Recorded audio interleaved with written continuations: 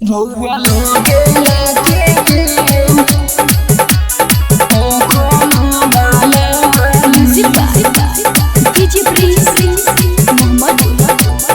Mega recording studio बाजार भी थी। कान्हा चोरी कइल का रउआ हम कहिल दी छोड़ गोकुल के शिकायत सुनी मन हो खता हमरो कान्हा चोरी कइल का रउआ हम कहिल दी छोड़ गोकुल के शिकायत सुनी मन हो खता हमरो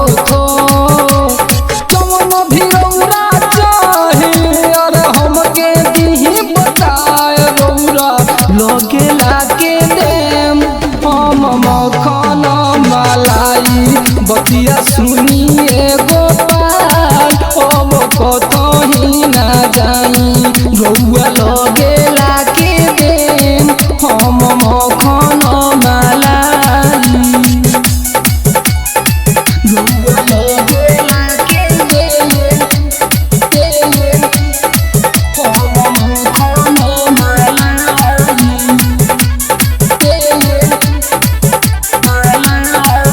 जाके देखी बैठ रोस जसोदा माई हारी गईनी रोज रोज बात समझाई जाके देखी बैठ रोस जसोदा माई हारी गईनी रोज रोज बात समझाई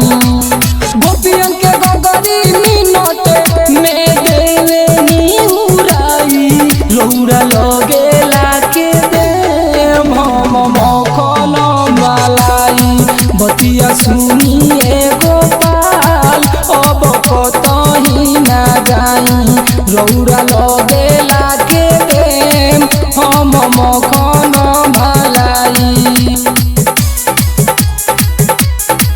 रउरा लगे लाके देम म्यूजिक बाय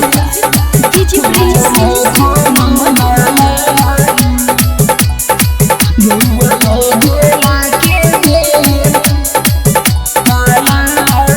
राउर महिमा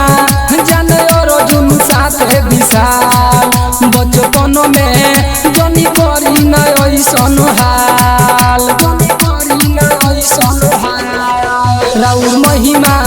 जाने अर्जुन साथे विशाल बचपन में जनी करी न ऐसन हाल बाकी सहयोगी सोलेंदर राउर करे ले बाराई रउरा लगे लाके देम हम मखन मलाई बतिया सुनिए गोपाल अब कतही ना जाई रउरा लगे लाके देम हम मखन मलाई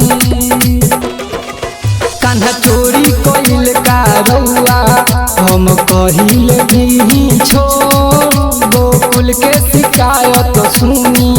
मन हो खता हमरो कौन भी रउरा चाहे अरे हमके दी बताए रउरा